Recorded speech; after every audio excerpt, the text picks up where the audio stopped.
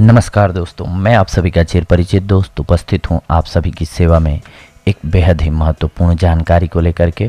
जी हां, आज का हमारा टॉपिक है, हो सकता है कि घुटने बदलवाने की ज़रूरत ही ना पड़े।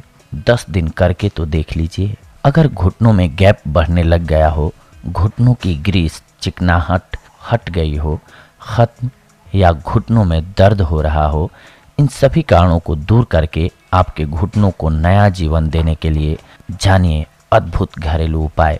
दरअसल घुटनों में ग्रीस कहना एक अनपढ़ भाषा का उपयोग है।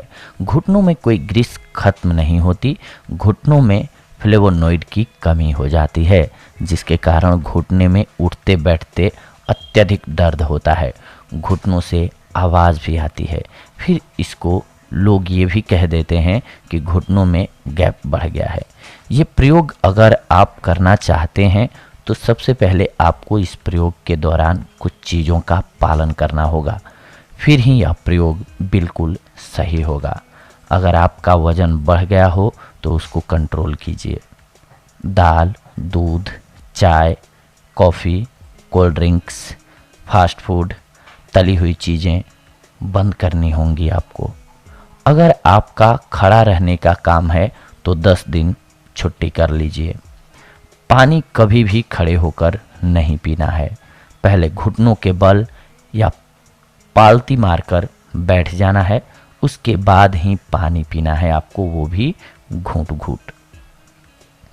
गेहूं की रोटी बंद कर दीजिए। जौ या बाजरे, जिसमें गेहूं, जौ, चना मिश्रित भी हो सकता है, इसकी रोटी खानी है आपको। ये समस्या अधिकतर बुढ़ापे में आती थी, मगर अभी ये हमने जो आपको बताया, इन कारणों के कारण, जिनमें वज़न बढ़ जाना, खड़े होकर काम करना, पानी खड़े होकर पीना, फास्ट फूड अधिक सेवन करना, तली हुई चीज़ों का अत्यधिक सेवन करना मुख्य कारण है। तो इससे बचने के लिए हम आपको प्रयोग बता रहे हैं, इनको कीजिए, आपको रिजल्ट मिल जाएगा। सबसे पहला प्रयोग 10 दिन के लिए। सहजन का वृक्ष अक्सर मिल जाता है, तो आपको इसकी छाल ले लेनी है। सहजन की छाल 10 ग्राम अर्थात 2 चम्मच 2 ग्लास पानी में 1/4 रहने तक धीमी आंच पर पकाएं।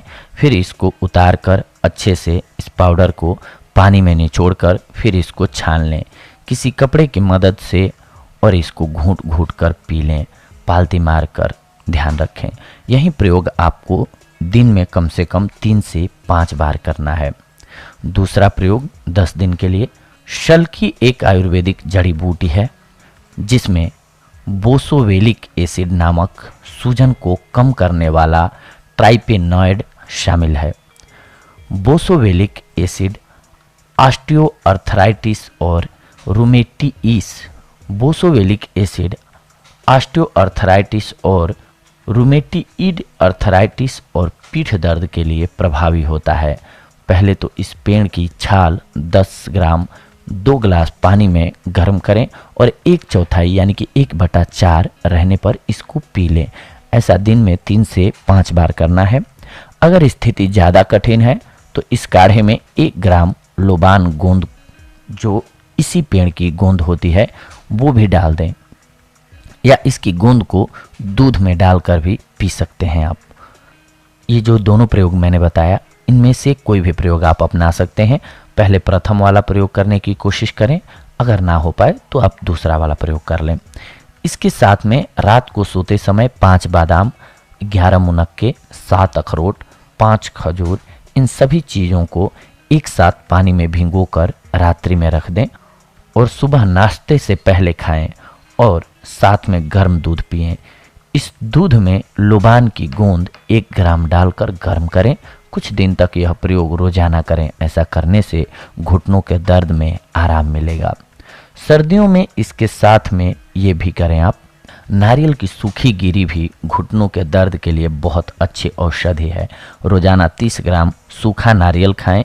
घुटनों पर दिन में 2 बार नारियल के तेल की मालिश गोलाई से करें। इससे घुटनों के दर्द में अद्भुत लाभ होता है। अलसी 1 से 3 चम्मच चबा चबा कर खाएं। अगर गर्मी हो तो अलसी को दही के साथ चबा चबा कर खाएं। घुटनों के लिए मसाज, एक छोटा चम्मच सौंठ का पाउडर लीजिए और इसमें थोड़ा सरसों का तेल मिलाइए। इसे अच्छी तरह मिलाकर गाढ़ा पेस्ट बना लीजिए। इसे अपने घुटनों पर मलिए। इसका प्रयोग आप दिन या रात कभी भी कर सकते हैं। कुछ घंटों बाद इसे धो लीजिए। यह प्रयोग करने से आपको घुटनों के दर्द में बहुत जल्दी आराम मिलेगा और घुटनों के बीच जो ग्रीस खत्म हो गई है, जो चिकनाहट खत्म हो गई है, उसमें 10 दिन में ही आराम दिखेगा। अगर आराम दिखे तो इस प्रयोग को जब तक पूर्ण आराम न मिले तब तक आप दोहरा सकते हैं। ये थी आज की जानकारी आप सभी के लिए घुटनों के दर्द से छुटकारा पाने के लिए। अगले एपिसोड में आप सभी के साथ जुड़ेंगे एक और जानकारी को लेकर के। तब तक के लिए धन्यवाद। नमस्कार दोस्तों।